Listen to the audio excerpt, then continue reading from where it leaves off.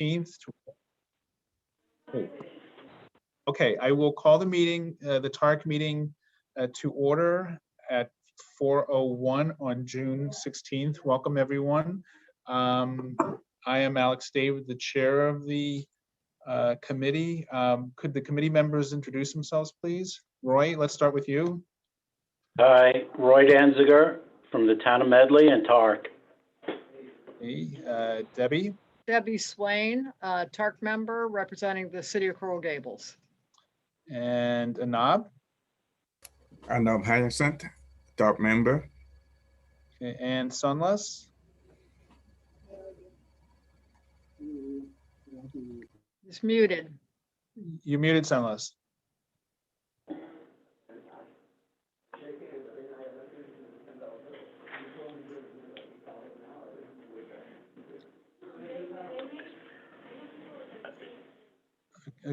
Okay, I think Sunless, you're still on mute, but we'll mark you as present. Did I miss anyone else? No, not TARC members. Okay, so with that, I'd like to move, again, this is a workshop. So it's not a formal meeting, so we're not taking any votes or anything like that. So until we get going and back to normal, we will continue to have workshops. The guidelines are up on the screen. Is there anything else we need to say, Oscar, before the meeting, before having the first informational item? No, I believe you covered it. I think we don't need to read the guidelines out loud.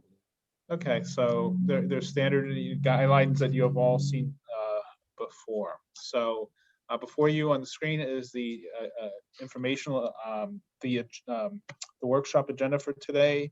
And so let's start with the first item, which we did hear before the construction started back in 2018, the Southwest First Street bridge.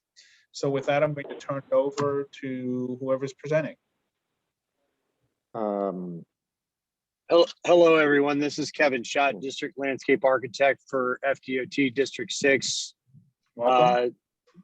Thank you very much for the warm welcome. And it's great to be in front of TARC again. Such a great group. I always look forward to these presentations, although this presentation happens to be a slightly different format. It's good to hear that you're up and running, and we're very happy to be here. The reason for the FDOT and TARC joining together today is for, as you had mentioned, there is a project on the First Street Bridge and that is currently under construction by FDOT. And our project today, FM number 4244072, which is on First Street, State Road 968.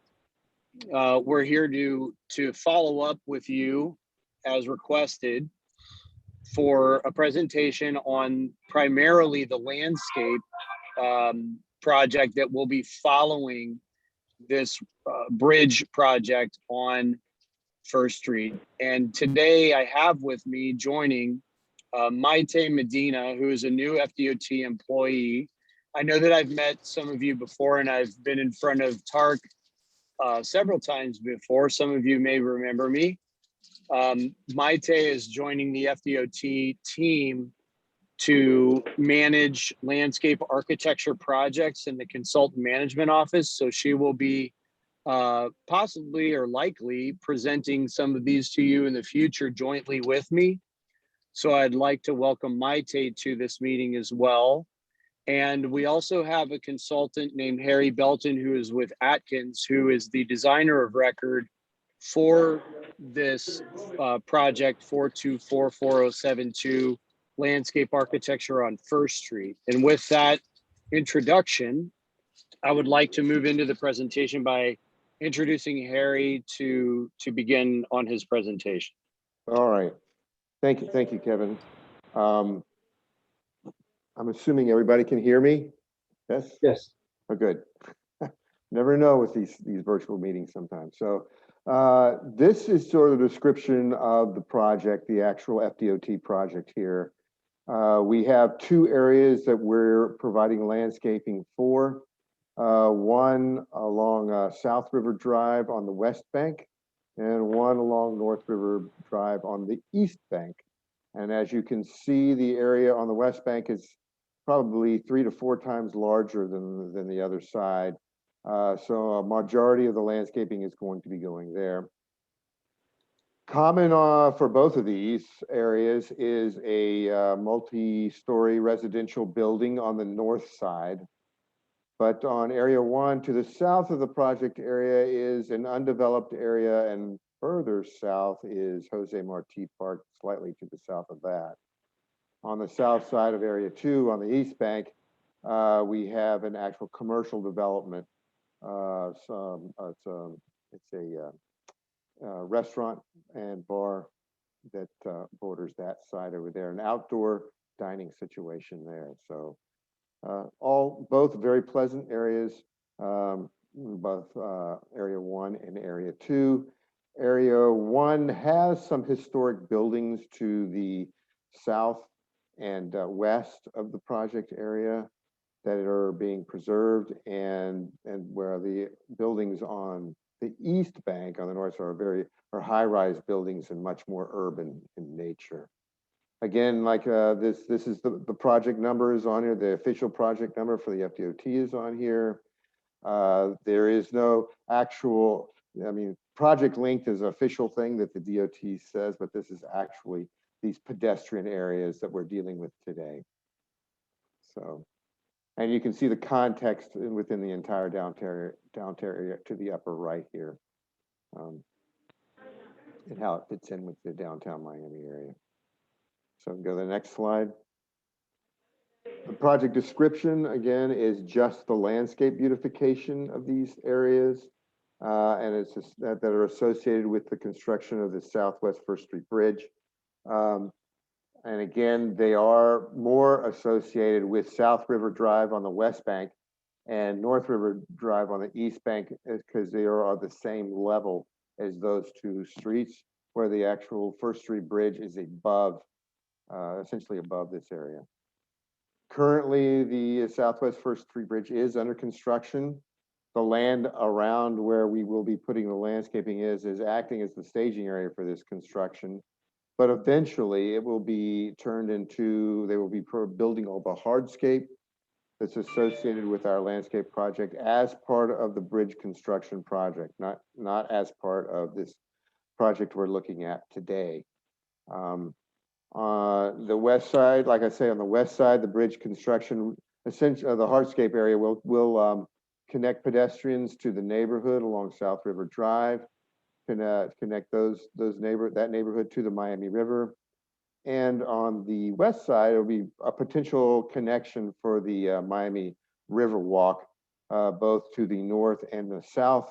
Nothing is guaranteed at this time, but that was designed in order to that potential connection to happen.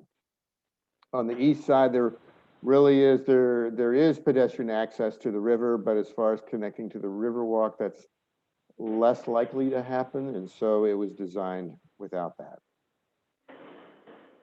Next slide.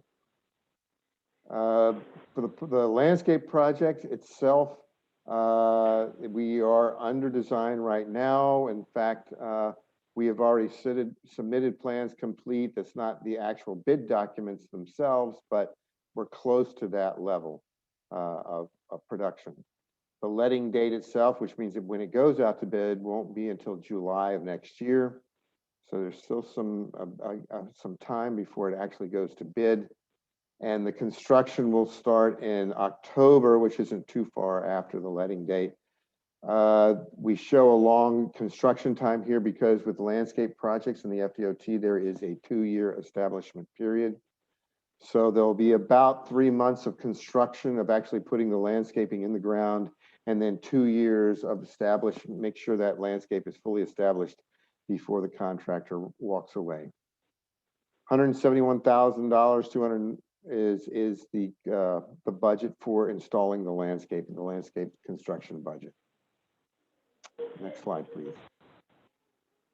This is what is being built right now, the bridge itself and the bridge tender tower. You can, these images are from actually some of the first TARC presentation, but it shows how the hardscape essentially is going to work in and around the bridge. Kind of, and basically these images though are showing what the bridge tender towers, the architectural content of an image, the architectural concept of the bridge tower, and also the drawbridge structure itself, where all the drawbridge machinery is going to be. This is what we were using in order to give some context to our proposed landscaping to make sure that it actually enhances this bridge tower, this new bridge tower, which was, they put a lot of work into making sure this architecture was going to fit in well with the neighborhood, with the context of the neighborhood on this side of the bridge, particularly on this is the west side of the bridge. Next slide. Our design goals was, well, first and foremost, to create a safe area for pedestrians. We used SEPTED principles within designing the landscaping. We also wanted to make this comfortable and functional for any pedestrians in this area.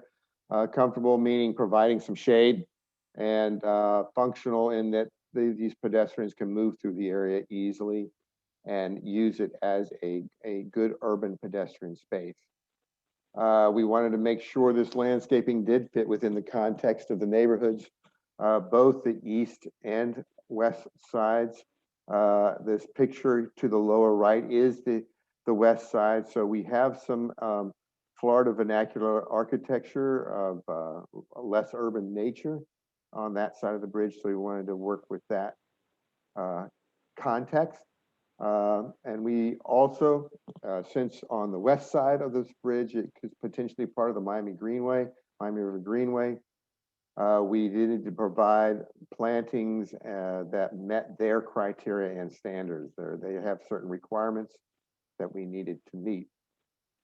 And of course, like I said before, we wanted to highlight and enhance the architectural character of this newly constructed bridge. There was a lot of effort put into this architectural style, and to make sure that met the requirements of the TARC committee for one, and also for the public in the city of Miami. We added actually wanted to enhance the experience of the Riverwalk users, potential Riverwalk on the west side of the bridge. And also very important was ensure that this landscaping does not interfere with bridge tender operations.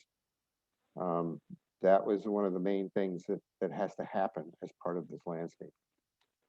So next slide, please. This is the conceptual drawing, conceptual sketch of how this whole area will work. This is the west bank here. This, as you see, has First Street on the upper level, going across the Miami River and across South River Drive. And then on the lower level, South River Drive and the Riverwalk Promenade section up against the Miami River. We have the bridge tender tower to the right here. We have to have made sure they have view lines up and down the river so they can see approaching boats, and also a view to Southwest First Street so they can see traffic situations and preparation for raising and lowering the bridge.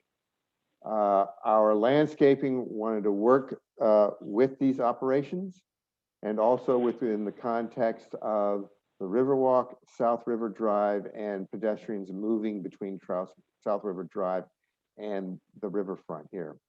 We focused on providing some of the desires of the Miami Riverwalk, which is providing palms along the Riverwalk where we could. As you see, the bridge tender view lines modified that somewhat, but we still have palms along the Riverwalk, and the way the palms are placed, pedestrians can walk through that line of palms through on hardscape with the planter openings for the palms themselves, but allowing pedestrians walking through that line of palms. As you approach the neighborhood to the west, we provide more shade trees that are harmonious to the conditions of the neighborhood, providing comfortable spaces for pedestrians in the space itself. And also we provided palms associated with the bridge and the bridge tinder tower to give some scale, some scale to that bridge. So these taller palms would help with that.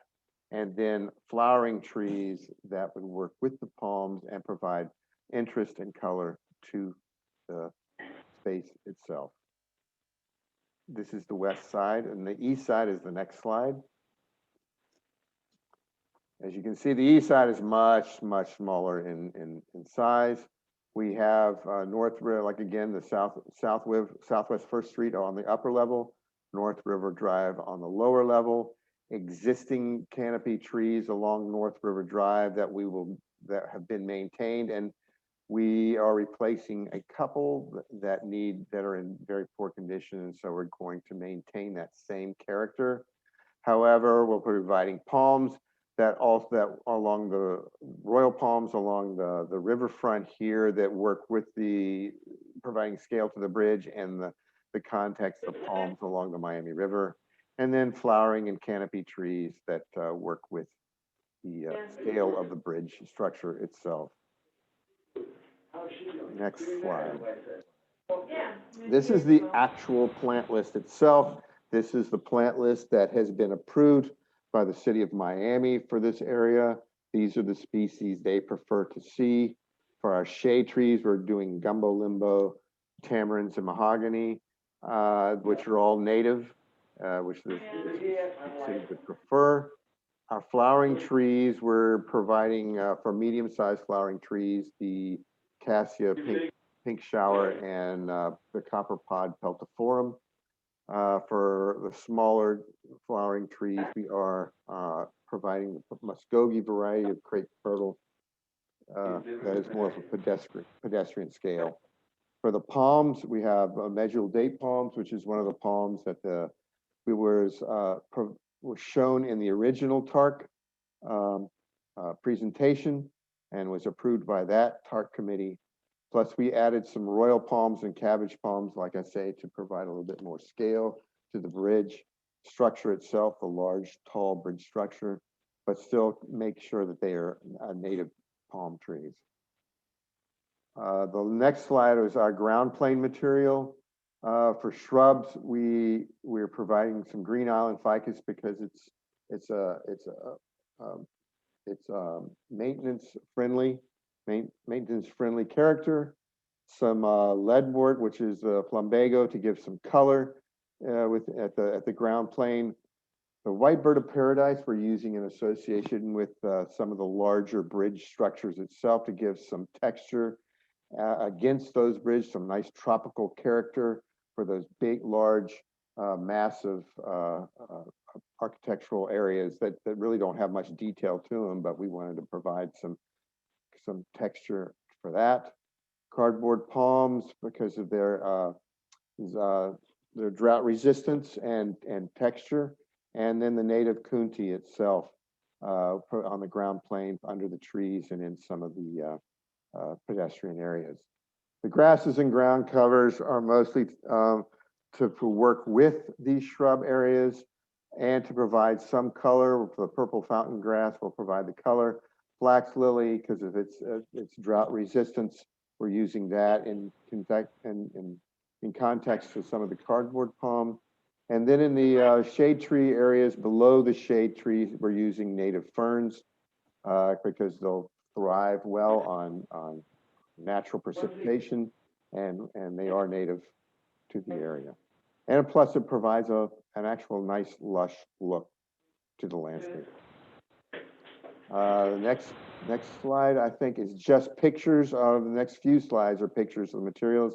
I'm sure a lot of the people on this committee are already familiar with these species, but we wanted to go ahead and add pictures of what these materials are going to be. These are our shade trees, the gumbo limbo, the mahogany, and the tamarind. The next slide is our palms, which is the Miami-Dade palms, which were part of the original presentation, plus the sable palms and the royal palms, which are indigenous to the area.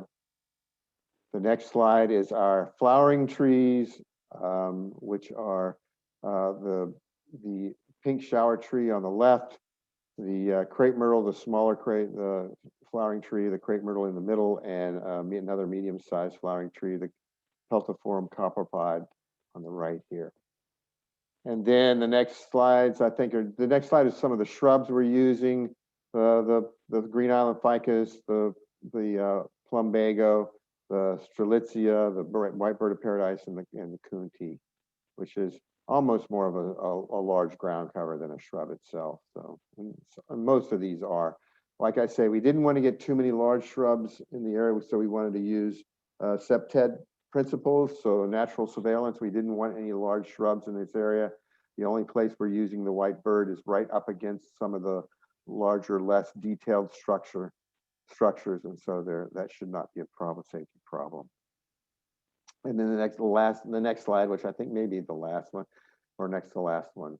This is some of the ground plane material, the ferns, the native ferns on the right here, and some of the color material on the left here. That'll just a little bit of accent to the areas there, and help with the maintenance. So there's not so much mowing that has to be done by the maintenance crews. And I believe the next slide is just the closing slide, just the same as the cover slide. We chose these photographs in order to just sort of show the context of the project itself. Any questions, comments?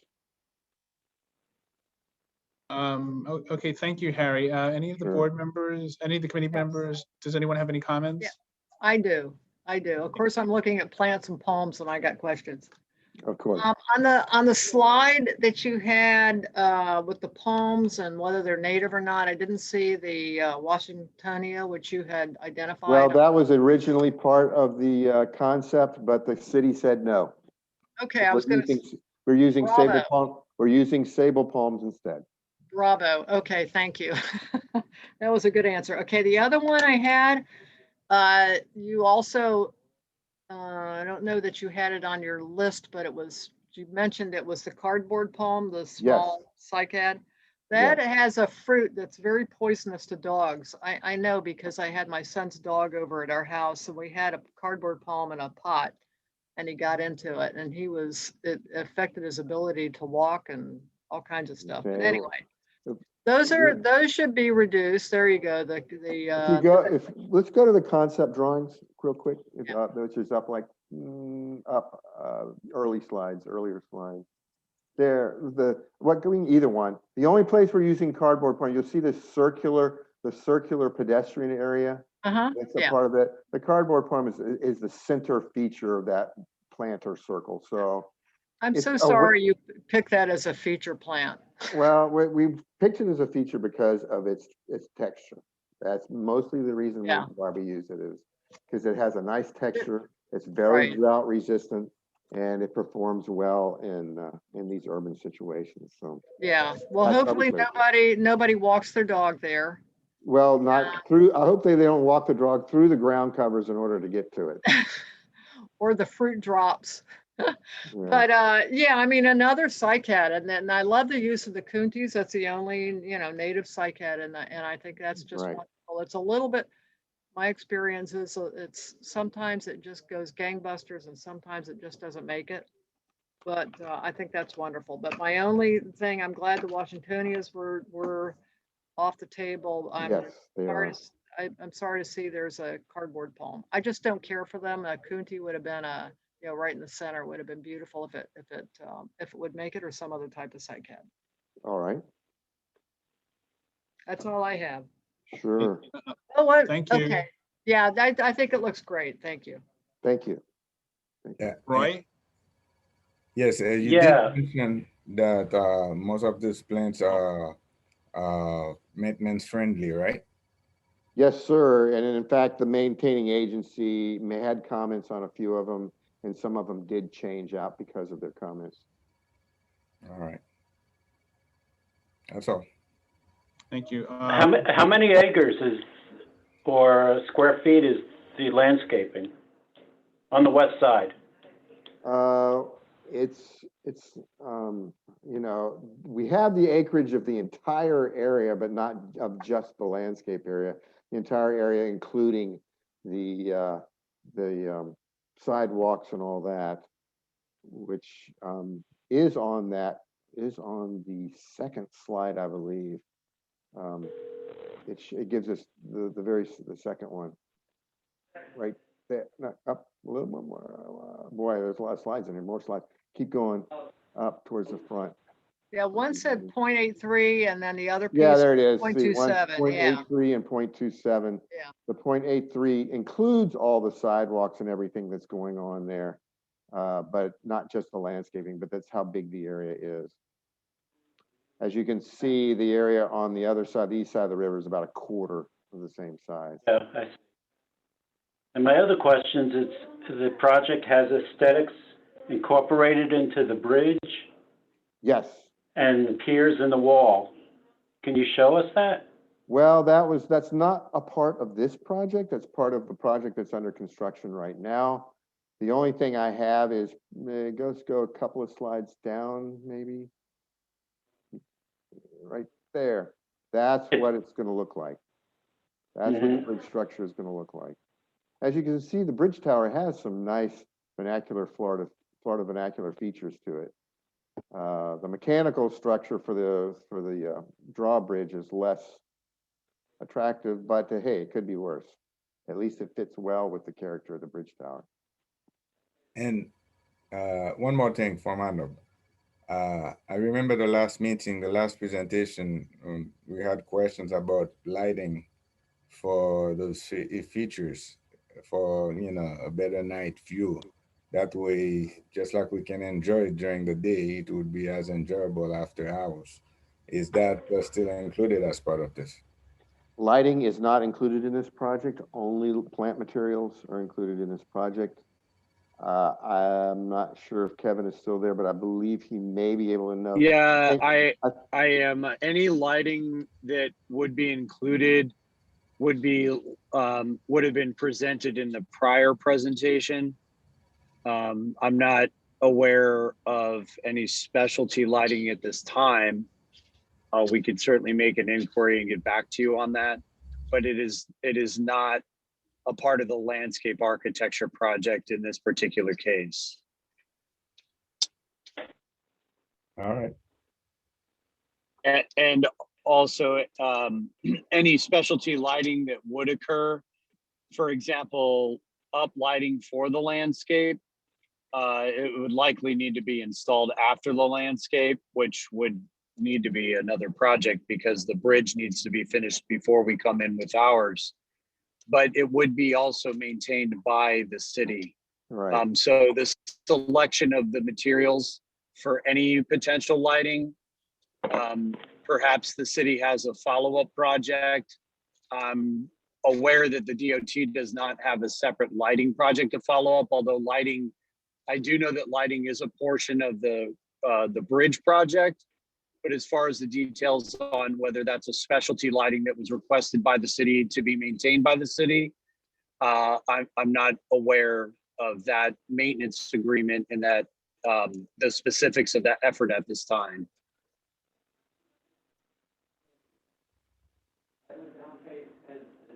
Okay, Roy, Anab, or Sunless, or Debbie, any other questions before I jump in?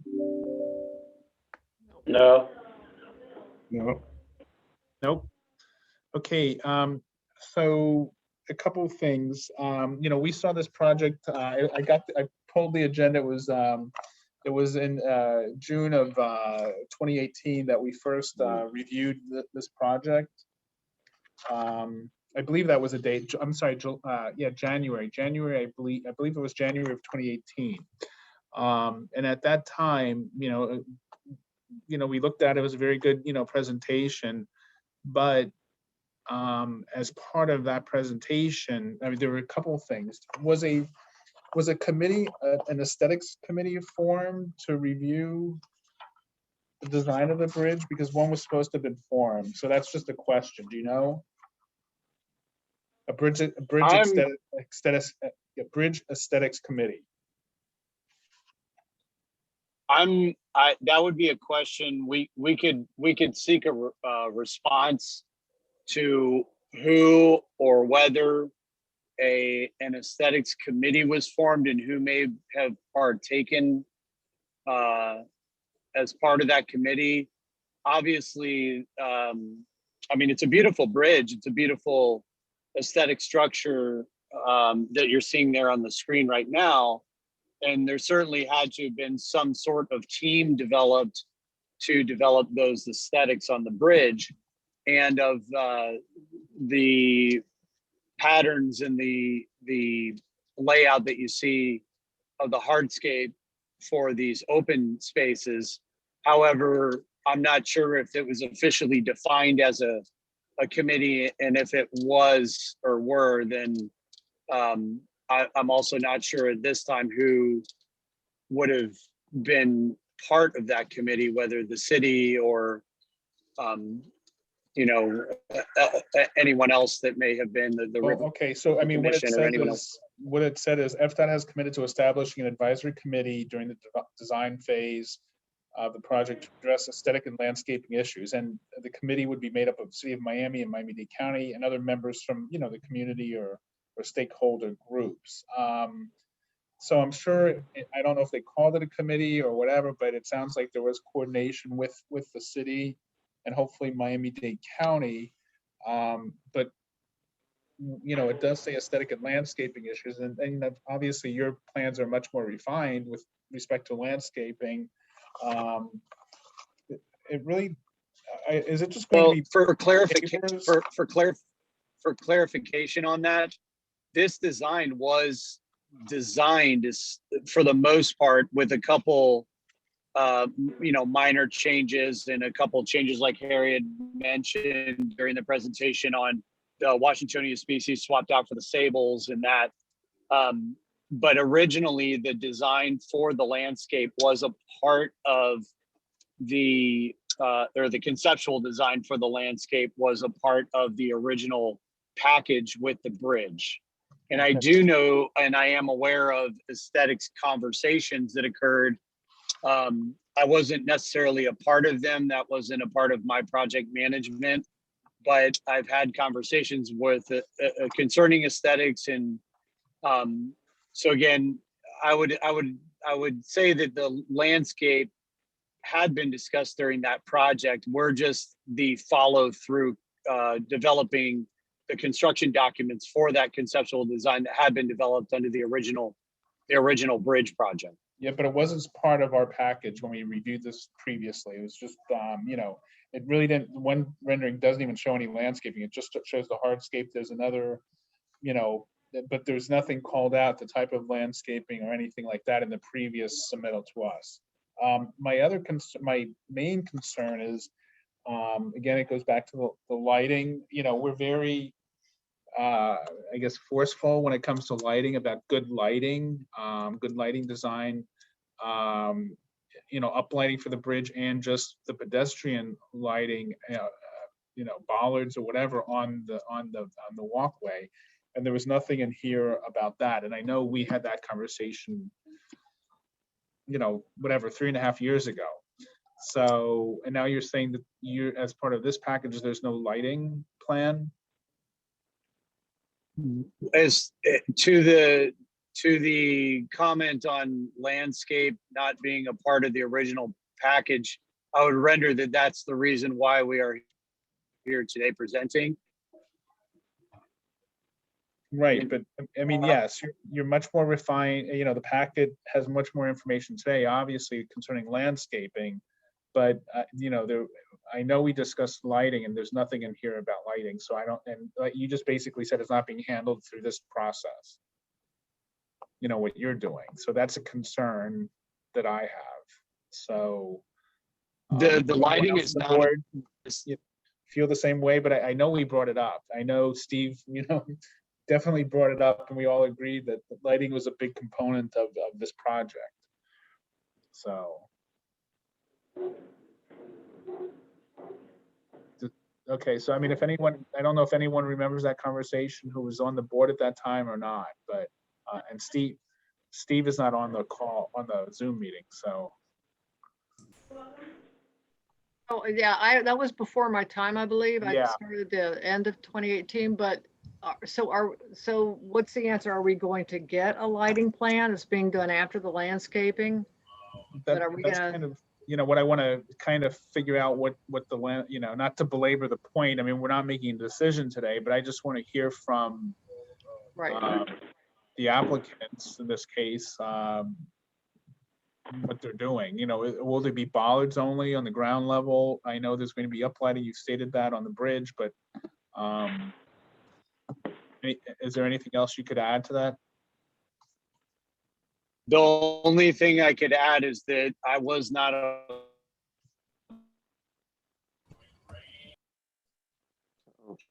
We lost you there. part of Good timing. the original. Hello, can you? Yeah, we lost you Kind of there. breaking up, but yeah. Yeah, the lighting, the original lighting that is part of the bridge project is part of the original bridge project, and I am not aware of any specific landscape uplighting or anything of the sort. I know that the bridge itself is being lit, and I know the roadway will be lit accordingly for safety standards. But as far as landscape lighting, it was not part of this project scope. If they are providing, if the electrical engineer team is providing landscape lighting, I would figure that would have been a coordination effort with us, because we would need the landscape in the ground before any like landscape uplighting were to be proposed. We would have to position those lights accordingly after the landscape were installed. So it is not part of this project. What I can do to assist with possibly a more complete response to this question is guide that over to Tish, our PIO officer, to coordinate with you and to coordinate with the engineer team from the prior bridge project to provide a more complete answer to the lighting. Right. I mean, at the very least, there should be bollards or something along the water's edge, for But if you look at the picture on the right, there's lighting there. There's poles. Well, but that's not, yeah, I see them. That's like street lighting, and I see one pole around the circle, but I don't think it's the same on the water's edge. So no, I saw that, but. I truly believe it would be beneficial for the FDOT to contact you with the engineer of record for the lighting plans on the bridge project. And I think that they could provide you the best response. Okay, that's fine. Not me, through Oscar. Oscar then could, submit the, send out the information once he receives it to the committee. You got it, sir. Okay. Yes, sir. Anything else from anyone on this matter? If not, Roy, could you put yourself on mute, please? There's some background noise. If there's nothing else, then I'd like just to thank you for presenting today. I'm waiting for that bridge to get done. I think it's gonna be a great bridge. I agree. I agree. All right. Thank you very much. Thank you. Take care. Thank you for this forum. Thank you. Yep.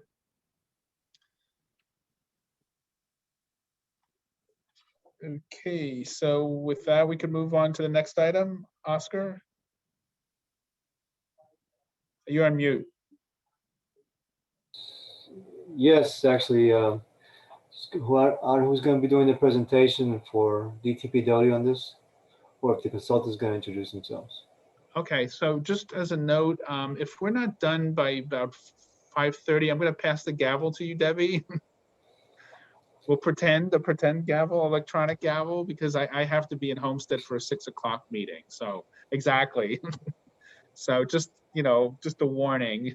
So, all righty. With that, then let's get started with the South Quarter Southgate Transitway Station project.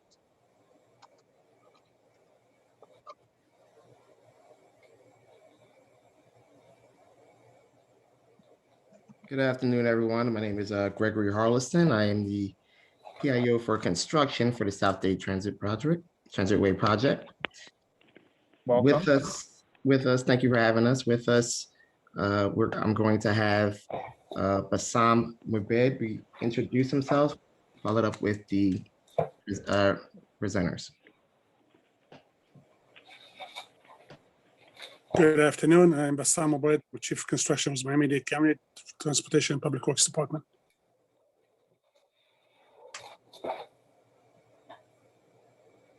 All right, welcome.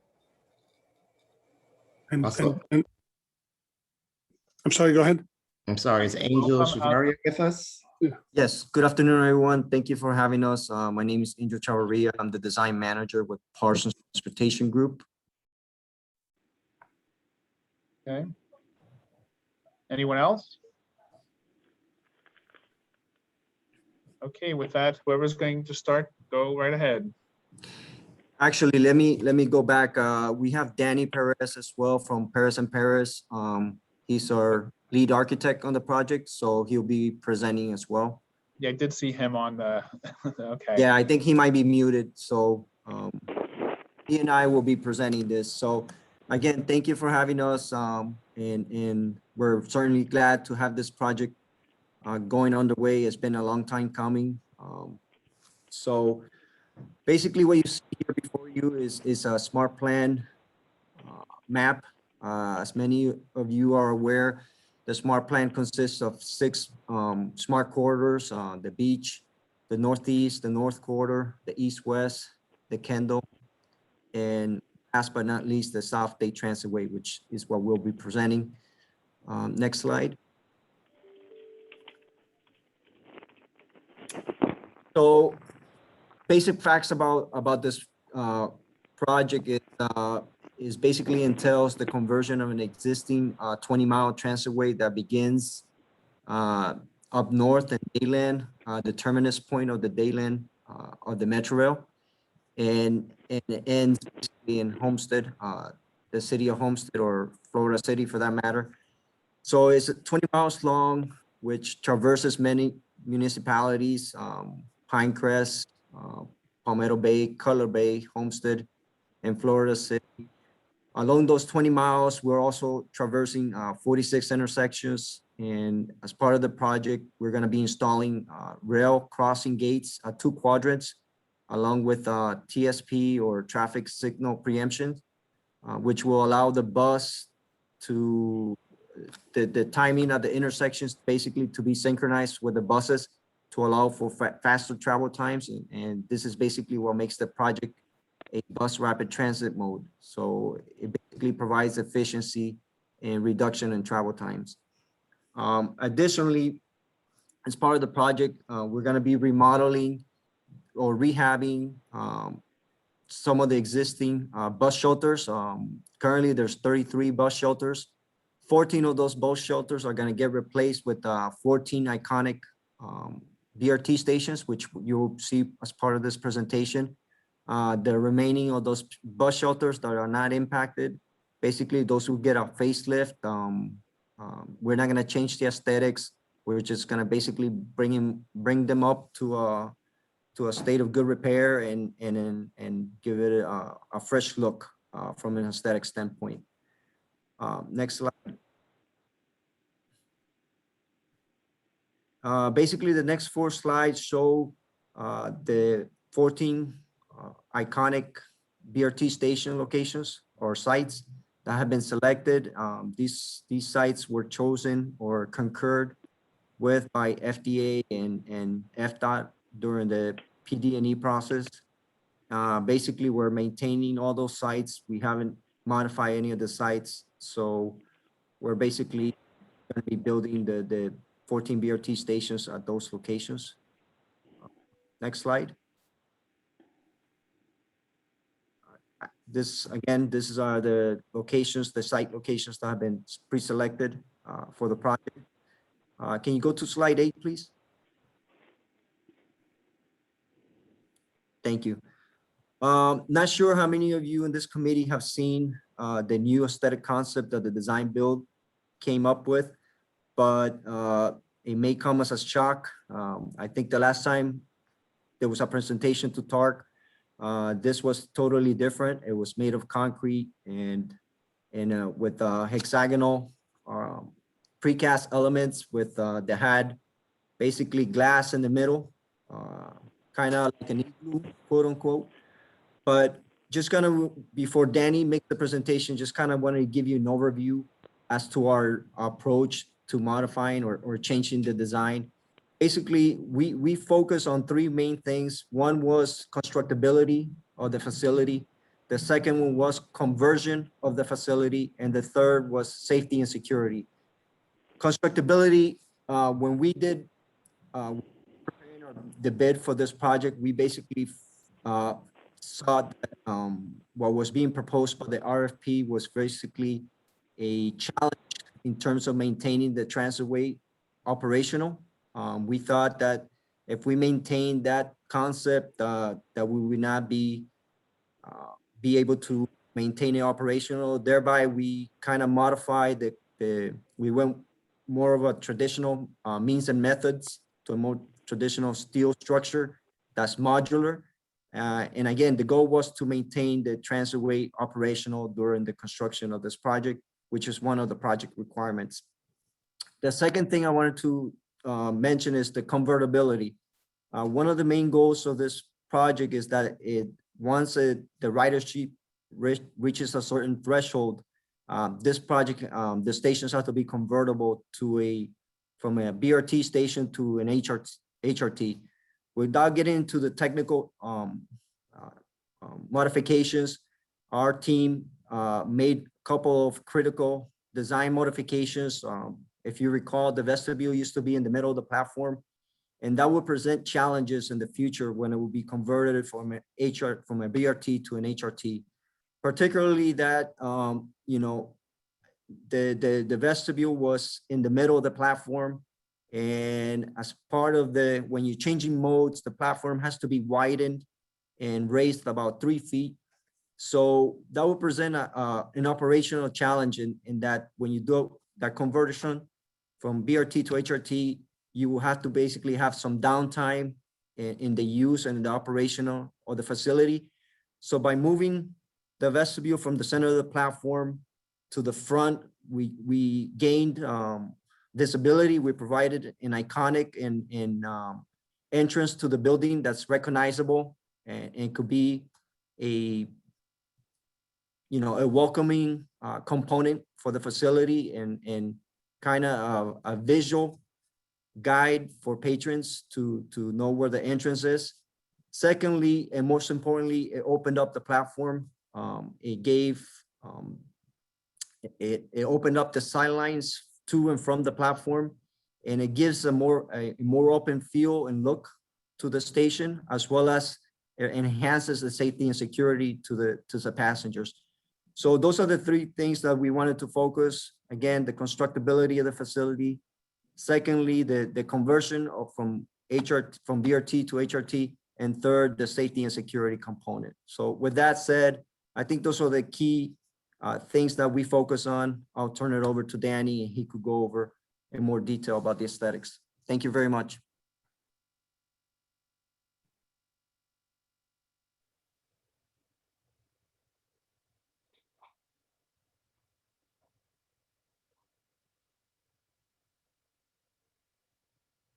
You're muted, Danny.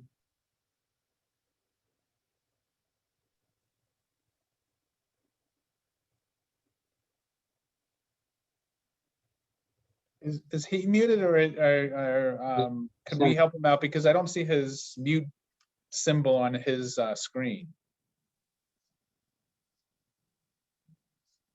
Danny, you're good to go.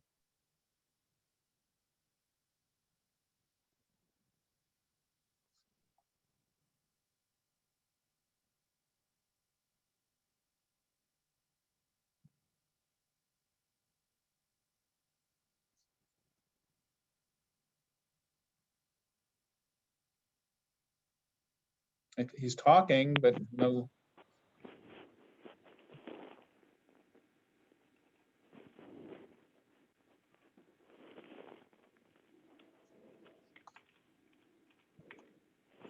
Danny, you're not muted. We can't hear you though. Maybe your microphone's not connected.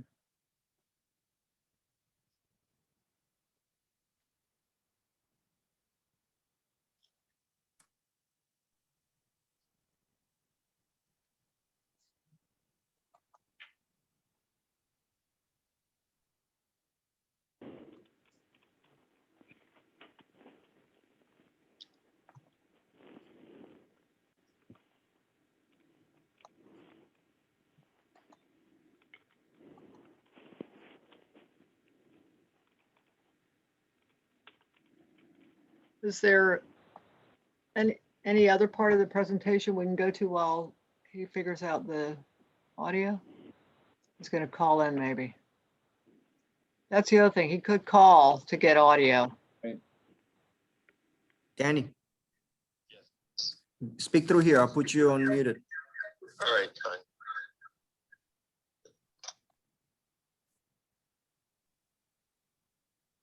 No. No. Danny, you're good to go. Can you, anything there?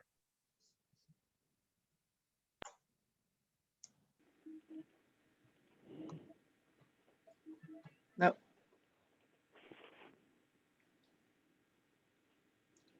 Can you go ahead? Oh, now we got an echo.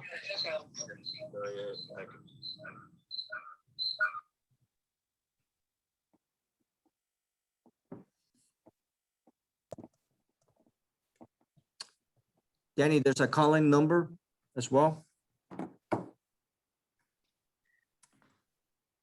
In the email you would have got, that's a reminder, the call-in number is there. And Angel, can we continue through the presentation and come back to Danny's portion? Yeah, I think we have Ralph is on. Ralph. Yeah, Ralph. Yeah, we could go to the landscape portion. Yeah, hi guys, I'm here.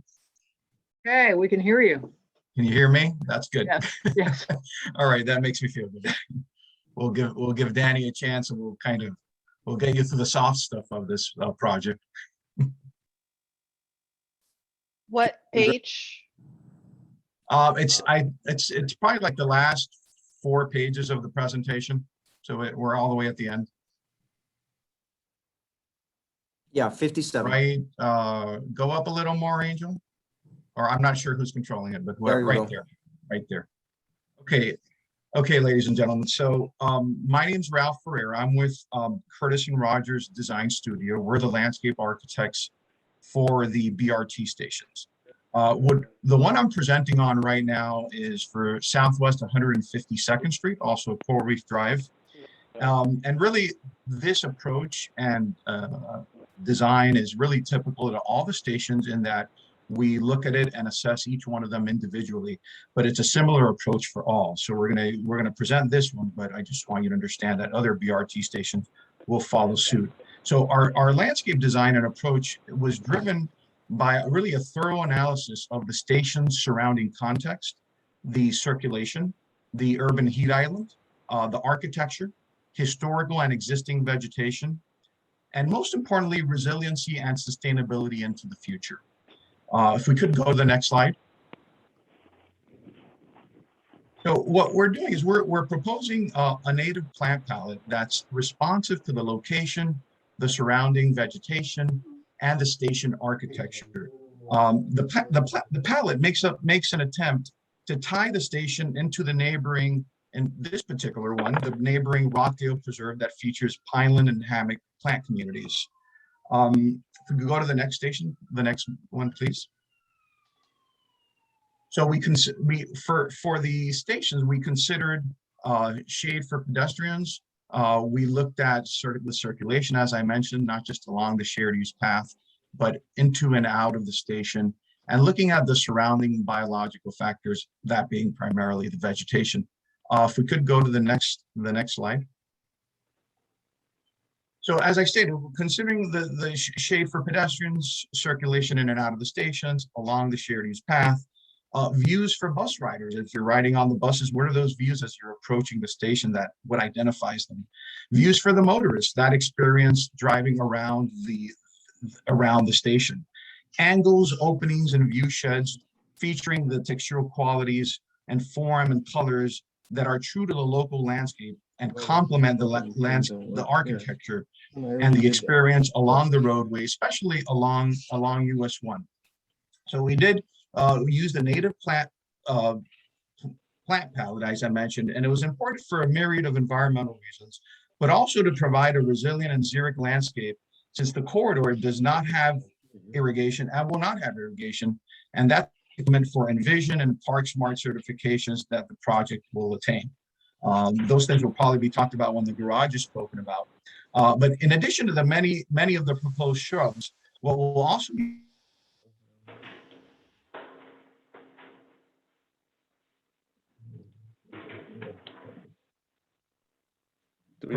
islands. Ralph, we lost his I think voice. we lost you there. Well, while we're waiting for him to come back, this is absolutely wonderful. I am so happy with what I'm saying, and I congratulate Curtis and Rogers. Anyway, Just throw that in. one little typo on this this slide. This is not station 12. I think this is like 4. So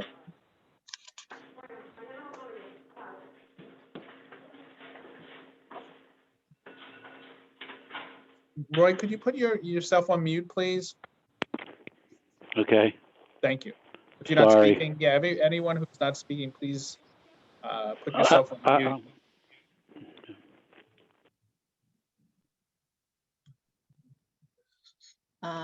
So Ralph, what do is, we have you back? Do we have Ralph? Are you still on with us? I don't think he is. we might have lost him. The other thing, he gets an A for his background on his video. That was really nice. And Sitting out there in the Everglades with the egrets behind him, and it was lovely.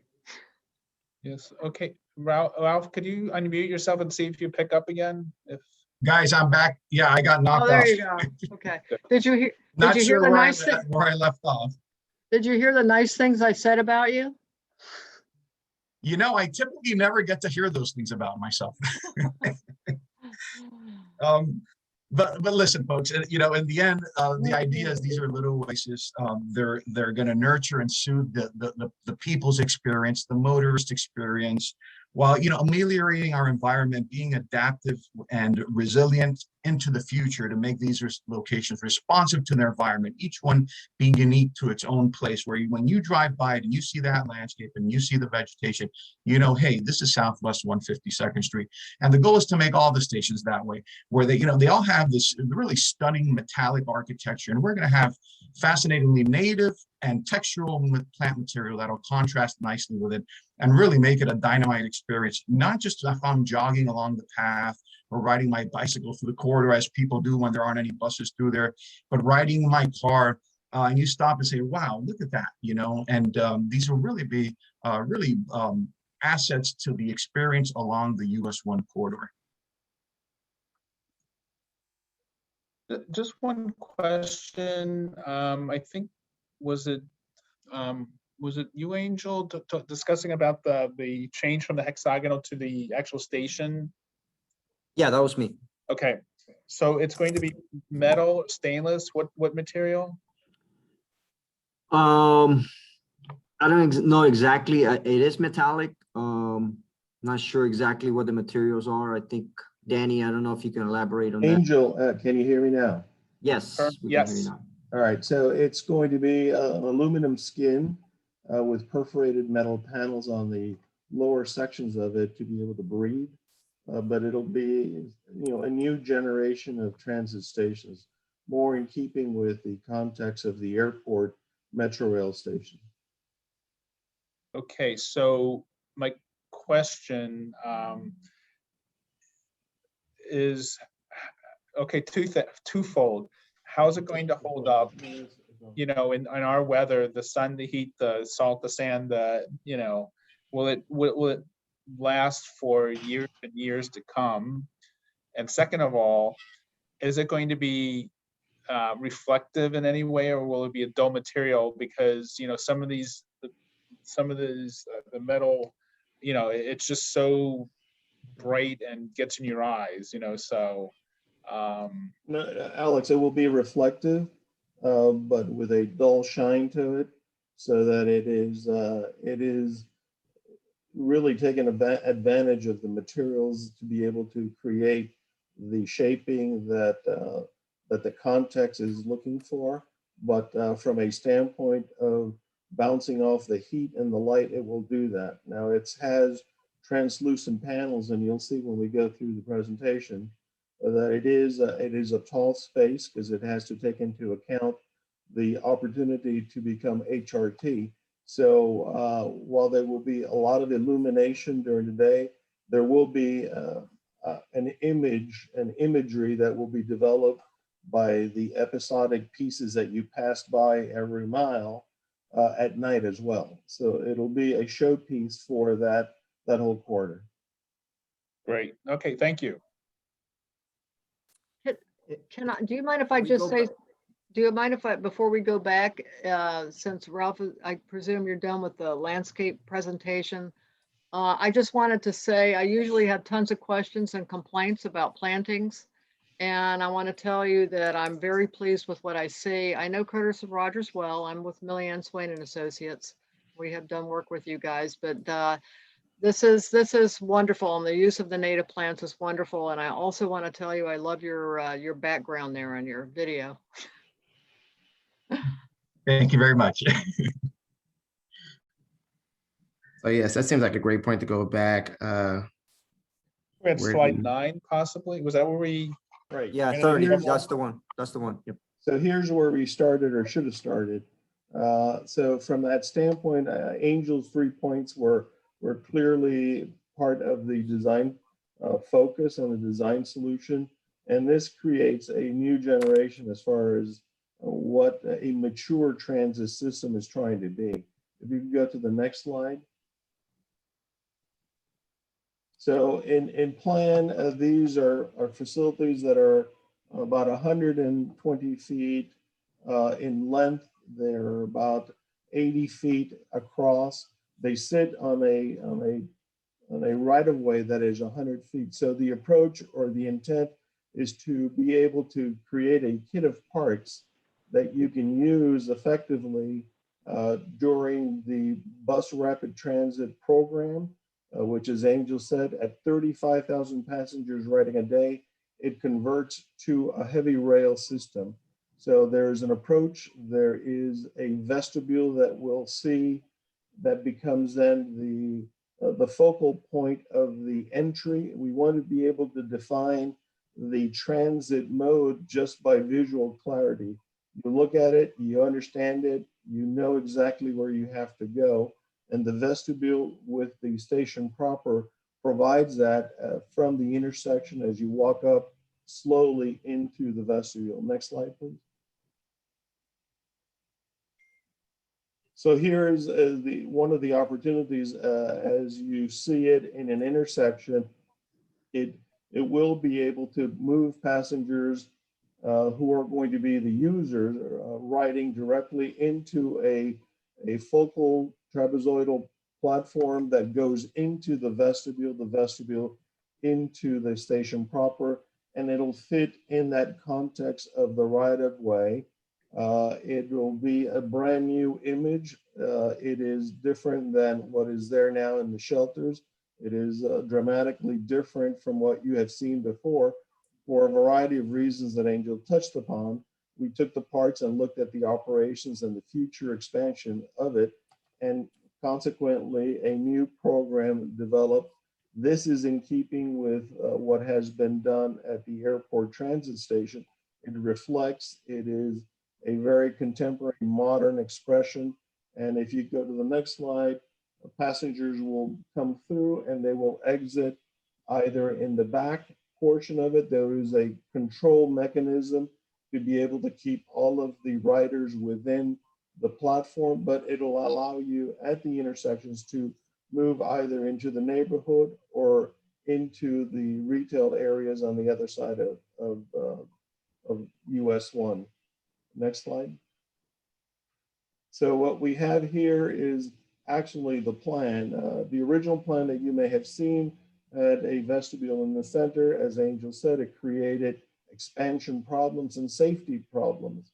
So what we strove to achieve was to be able to provide clarity, safety, not only as people see you in a waiting area and you see them, you feel safe. That is an air conditioned. The pink or the buff area is the entry point. All your TVMs are there. As you enter into the blue area, that has seating. It is air conditioned. It has all of the technology, including water-filled bottles, but it has the technology of the bus arriving. It is totally glazed and it is superimposed with a canopy on top so that there is no rain problems related to as you enter the facility. Once you enter the vestibule proper, you are now in an environment that is controlled and you move on to the platform. The platform is 20 foot wide by the length of the station. And in the future, it'll grow and we'll see that. But these kit of parts now can be adjusted and manipulated to adapt to the changing technical needs of the station itself. Next slide. As you can see in section, it is one of the things that we were able to achieve in the airport station is a static structure expressing it with movement just by the articulation of it. And this is being done here too. The vestibule feels like it's in movement by just the shaping of it. It's in direct contrast to the vaulted area that was programmatically part of the original program. It's just being reinterpreted in a constructible methodology that can be built, expanded to, and built quickly. The design build program is very aggressive. It's 22 months. So it had to be developed in a way that was prefab, pre-engineered, yet provided all of the aesthetic goals that the TARC has been known for. Next slide, please. If you begin to see it, this will be a dusk shot. On the right is the shared use path. Ralph's landscaping would be in and around the area with a low native plants. The vestibule is the focal point. Just by looking at it and the approach to the station, you understand that that's where you enter. That's where you are waiting for the buses, the 2 lanes of buses on either side. And it becomes a very light and airy structure that welcomes the users directly into a safe environment. Next slide. So as you begin to see, as I mentioned before, the components are parts, and the parts have pylons, they have approaches, they have platforms, they have vestibules, and they have a canopy.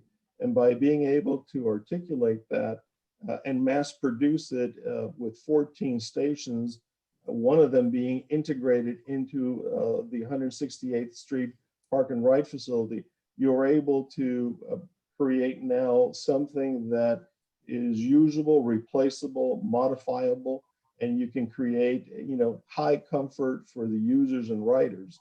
Now, we have worked directly with the Art in Public Places program to give them lots of opportunities as to how they're going to be part and integration to the stations themselves. And they have chosen the pylon, which is a 50-foot structure, triangular.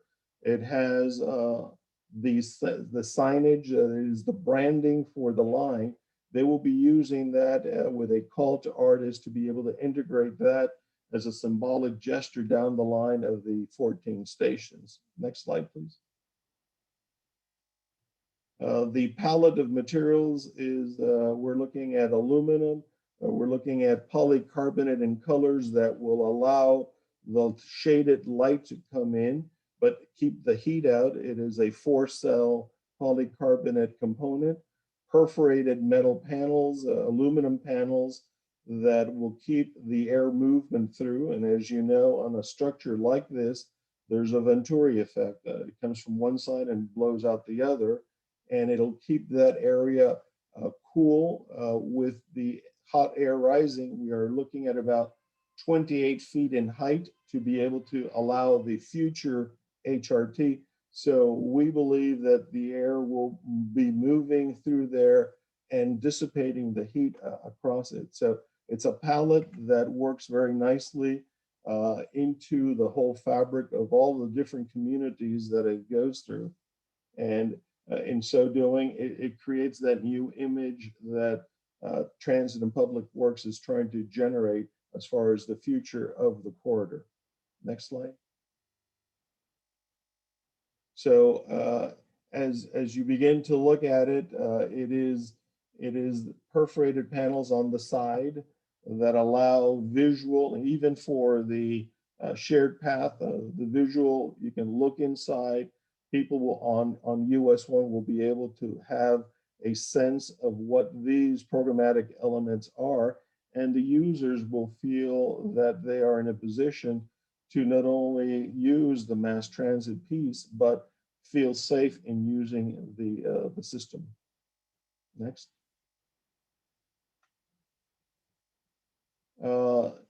This is a view of inside of the vestibule area. It will be air conditioned. It will have all of the wayfinding as well as timing for the buses coming in.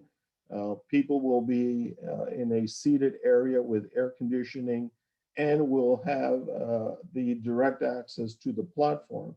As Angel said before, by locating this element in the front of the station, becoming then the welcoming luminaire piece, the extensions can occur towards the rear with very minor modifications to the program. The palette of colors are Miami-Dade County palettes, and we're trying to integrate them directly onto the facility itself. Next. If you see the vaulted areas, it is quite open. There's a safeguarding so that indeed when you have the paid station and you move through the vestibule into the platform, there's also a tech truss, which is an element that is continuous through the center of the platform that has annunciators, lights. All of the lighting is up lighting, and from the side, there's no down lighting other than in that tech truss to illuminate the platform.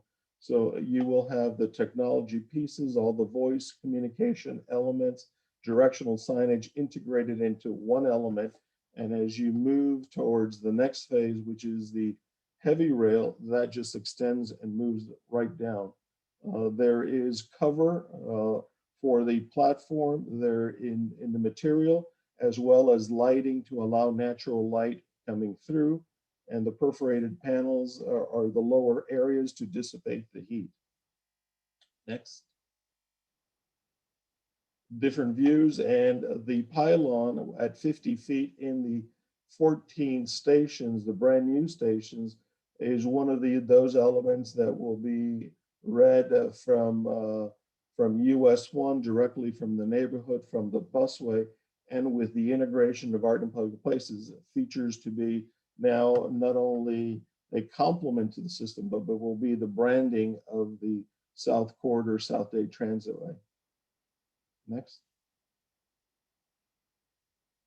As has been spoken, this is the original. The lighter one is the bus rapid transit, and as it extends to 300, another 300 feet to 400 feet.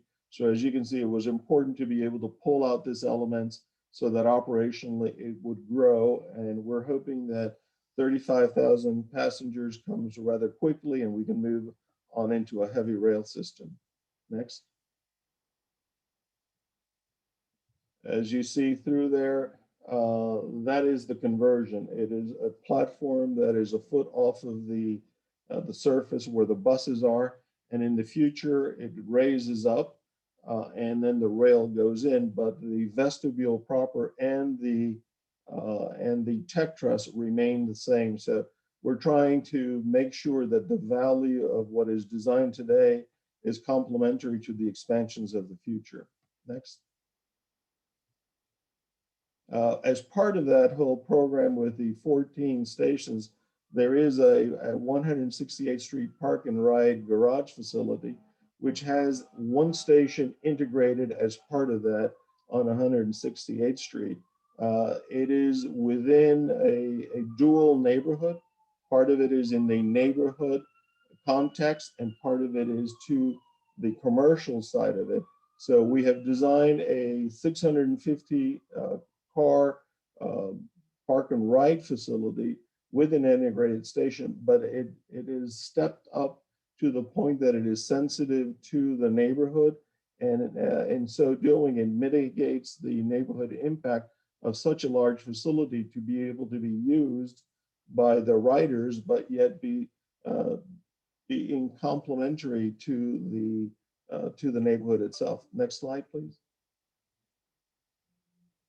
It is an odd-shaped parcel. We have made sure that the green buffer areas to the north and green buffer areas to the west are sufficient to be able to allow that buffer zone. And you'll see some images now, but the garage does sit, a portion of it, on the transit way, on the right of way, which is the linear piece angularly on the right. And the station does sit there. The rest is a bus multimodal facility that buses come in, pick up passengers. So you will have an opportunity to be able to use not only the busway, but be able to connect directly to the bus system going further south or further north or east or west. Next slide. On the inside, on the ground floor, it is an elevated ground floor. It allows for a bus, not only the busway pieces to be able to now move passengers, but it has the same ideas, the platform, the entry point, the tech truss, and it controls it while still having the shared path is on the right there. So it is a prefab, pre-engineered facility that does incorporate, at least in this component, not only the parking elements to it, but also the transit station elements to it. Next. As you see, it is the portions on the left, portions on the top. Those are neighborhoods. So the garage is a 3-level piece there. As it moves up, this is half levels to be able to subtly change and be consistent with trying to appease the scale and intrusion into the neighborhood. It gets larger as it moves towards the transit way and to US 1. Next slide. But the main context is that we need, in order to be able to maintain the funding requirements, at least 650 vehicles, and that has been accomplished. If you can go to the next slide, you'll see how it deals with the neighborhoods. This was part of the government facilities approval process. It does step up towards away from the neighborhood and into the context of the right-of-way and the right-of-way directly adjacent to US 1. Next. As the parking garage moves up, it steps up back towards the commercial corridor and steps down towards the neighborhood, accomplishing it not only the amounts that are needed, but also the fact that the transit way is consistently part of that whole program. Next. And again, as part of the Art in Public Places integration, there is the consideration that they will take the pylon at this point, a 50-foot pylon, and integrate it as part of the parking garage with perforated panels reminiscent of what is also occurring in the stations. Next. As Angel had said, there's an existing bus shelter refurbishment program. There are 4 different generations, and you can move through them fairly quickly. There are 4 different generation programs built along many different years. What we're trying to do is integrate them in color, texture, materials, in the seating and the perforated panels to be able to at least have them fit contextually with the rest of the 14 new stations that are being developed. Next. And as you can see, there's a variety. It's 4 different styles, 4 different eras that were incorporated, and we're trying just to make them fit within the context by updating them, giving them new technology, new seating to tie back to the existing, to the new station program. Next. As you can see, they're very diverse and different from corridor, from certain segments of the corridors developed over many years. And again, it's freshening them up, putting the new technology in them, and providing now them as part of the overall new concept. Next. Next. And I think you end up with Ralph's landscaping treatment that he so graciously did out of sequence. So that is about it for the transitway. Questions? Great. Thank you, Dan. Any of the committee member, does any committee member have any questions? Yes, but Alex, since you have to leave, why don't you go ahead with yours? I'm getting a little nervous. I'm in Cutler Bay. I'm watching the traffic slow down on the turnpike. So I'm going Oh, Lord. Yes, you're thinking you better go. Right. I know. All right. Well, great seeing everyone. Thank you. It was a great presentation. I look forward to them actually being built. So, all right. With that, I'm going to pass the gavel over to Debbie and say good night. Okay. Thank you. Good night, Alex. Thank you. Bye. Good night, David. All right. Why don't we start with Anab? Do you have any questions? No questions yet, other than acknowledging that it's great work being done. I'm looking forward to it being built also. Okay, great. Samas, do you have questions? Are you there?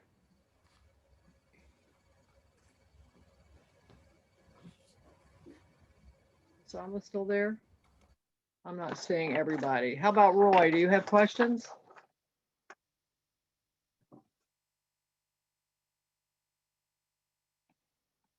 Is Roy still on?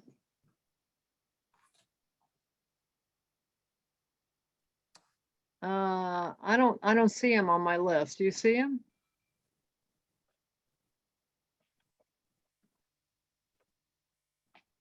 I think we must have lost Roy. All right. Well, I have questions. Good. Okay. I'm just trying to get a visual on the size of the new stations with the existing roadway. Are these accommodating the existing roadway width, or is that changing when those stations are put in? How is that? How are they affecting each other? Yeah, so what's happening is as we're building, the existing roadway is about 40 feet in width. That accommodates the shoulders plus 2 travel lanes and a 4-foot median, painted median. So once we introduce these BRT stations, the 14 sites, basically we're building in a center platform, which is 20 feet wide. And in addition to that, there's a travel lane, a service lane, and a bypass lane. So we are gonna have to widen the roadway at each of the facilities to accommodate, the different features that are required. And the reason that the bypass lane is being provided is twofold. One is in case of a breakdown, buses are not, basically the service will not be impacted. And secondly, it allows operational flexibility to DTPW, and that, buses that are stopped at a particular station, or whether it's the limited bus, which is the express bus, or the regular bus, which is the one that's going to be stopping at each bus station. If there's a particular bus, dropping off or picking up passengers at one of the sites, they can use the bypass lane to basically keep providing the service and with the goal of basically reducing the travel time between the begin and end point of the transitway. So it is being widened. Okay. And explain to me just real briefly how the northbound and southbound buses are all being accommodated in, are they all going through one station, or there's a different station for northbound and southbound? No, they are, I think DTPW is gonna be providing 3 or 4 different modes of operation. Some of them are gonna begin, for instance, at 152nd and go to Dayland. It'll be like a shuttle service. There'll be another service that's gonna start Dayland and end all the way in Homestead. And then you have your regular service that stops every stop. So there's gonna be various modes of operation throughout the corridor. Okay, and then, okay. With respect to the roadway and the change to it, is there any, do you know if there was any impact on the bike path? Is there any separation being created, any protection, any improvement to the bike path going by the stations? Yeah, given that we're widening and the footprint is being widened at each of these 14 sites, the bike path at the particular stations is being relocated. Right now, I believe in the existing bike path, obviously it varies from, throughout the quarter, but there's a buffer from the travel lane to the bike path. At the location of these 14 sites where the bike path is basically being pushed against the right of way. Obviously, we're making accommodations to provide lighting and different safety features where it's relocated. Okay. And there's going to be, there's areas where it has to be upgraded in terms of the ride, basically the pavement is rutted. So that's going to be repaired. Okay. I know right now when the bike path goes by the stations, there's a lot of interference there's a lot of demand for it because you've got pedestrians standing there, you've got people accessing the station, you've got people trying to bike ride. So it's a little awkward. Yeah. Yeah. If I may, with this program, since the platforms are basically within the dome or the, there'll be. Yeah, and the entrance is rerouted, right? Yeah. Correct. And we're providing pedestrian gates, not gates, but railing on the approaches to the vestibules, and we're gonna route the passengers and the pedestrians through the intersection. Basically, there's a crosswalk to basically make sure that they cross safely and they're visible to the buses. So we're, along with the landscaping and other features, safety features and design elements, we're kind of gonna route the pedestrians to the front of the intersection so that they could cross safely. Okay. The other thing I had is I like the lighting in the stations. The garage at 168th Street. I'm concerned about the lights and the interference potentially with neighbors being so close by. How is that being buffered? And you said it steps down, or David said it steps down at the on the side where there's residences, but I couldn't really tell what the height was there. And then again, is there something being done to protect those people from the light and the noise and the size, et cetera? Part of the government facilities zoning process looked at a 25-foot buffer, heavily landscaped, to segregate what is the neighbors from the parking structure itself and the transit operation. So you're going to have a dense buffer. Now, all of the lighting will be inward focusing directly into the facility. And certainly as the project is developed right now, we're moving a fast track design build program, but we will ensure that the lighting is kept inside to not have any light spillage on the neighborhood itself. Okay, and what kind of heavily landscaped buffer is there going to be? That 25 feet. What's constant? Ralph, could you comment on what you were planning in that area?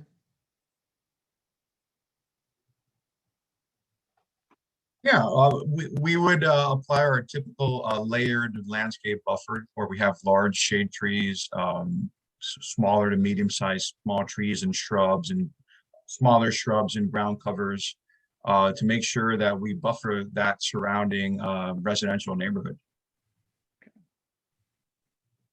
And that'll be similar. And again, this would be with a native plant palette. Yes. Okay. Similar to the other stations, we're all going to have a similar plant palette. Okay. And really part of that design would tie into the surrounding trees of the neighborhood. So as we assess that neighborhood and really what's the street canopy like, how do we relate to that and tie into that to make the station feel like a seamless piece of landscape that has already been part of the neighborhood. We are exploring also, we've had some talks about possibly even having some vines going up some of those blank walls, and that could absorb some of the reflectivity as well from those walls. So that's something that's in thoughts right now. Okay. I want to mention that I helped plant the trees at a tree planting west of on 168th Street, west of the busway. So anyway. No, it might be good as Ralph is saying. Well, we'll try to tie into your design. Exactly. That would work very well. It's all native plant trees there, you know, native trees there. Okay, the last thing I had, maybe you all aren't the right ones to ask, but it's been years since I've been on the busway, but I am familiar with it. The method of cleaning the stations now is a big truck comes by and they spray it down with Clorox and hose it down, and there's men with big rubber boots on and they're scrubbing. When we have these lovely new stations, how are they going to be secured, and how are they going to be cleaned in light of the history with those stations? Angel, you want to take a shot at that? I'll let you, but that's a good question. That's another requirement that we impose of ourselves. We wanted this to be as much as maintenance free as possible. So we've given thought to the materials that are being selected for the canopy and for the vestibule. And so one thing we thought of was, you know, maintenance free as much as possible and accessibility to the components that need to be maintained. So Danny, I don't know if you want to add it. But I think Deborah is totally right. This is not going to be a truck with somebody just hosing it down. The county, after going through the lens of receiving funding for this from different sources and being a source of pride for 5 different communities that it is going through, I think they will have to establish a maintenance program vis-a-vis similar to what is going on with the other Metro Rail stations. This is just one notch below a Metro Rail station, because the expectation is, yeah, it starts out as a bus rapid transit, but it will become heavy rail. So a maintenance program will have to be developed to be able to have these clean, safe environment, inviting, to be able to have this for, you know, the next 30, 40 years. So that's a great question, which we'll bring up to DTPW to ensure that it is kept as a source of pride. Okay. That's all the questions I had. Does anybody, now that I've gone through my questions, do any of our board members have any other questions? No, for me, Debbie. I think you covered it all. Okay, and I don't see that that our other members have jumped back on again. So I think it's just us. Okay, well, thank you all for the presentation. And if you have other information, you can send it to Oscar and we'll follow up with him. So thank you all. Thank you for your time. Thank you for having us. Thank you. Having us. Thank you, guys. Bye. Thank you, Debbie. Thank you. Okay. Thank you. Bye-bye. Thanks, guys. Bye, everybody. Bye-bye. Okay, so that's it on our agenda, other than our next workshop is July 21st. So we'll watch for that. Do you have any presentations identified for that yet, Oscar? Oscar's not on. Oh, okay. I guess he left. I guess when I said goodbye, everybody left. Yes. All right. I'm Okay, still well, positive, huh? yep. All right. Don't say goodbye too soon. That's what I always say. All right. Well, we'll sign off then. Thank you. And you can end the recording.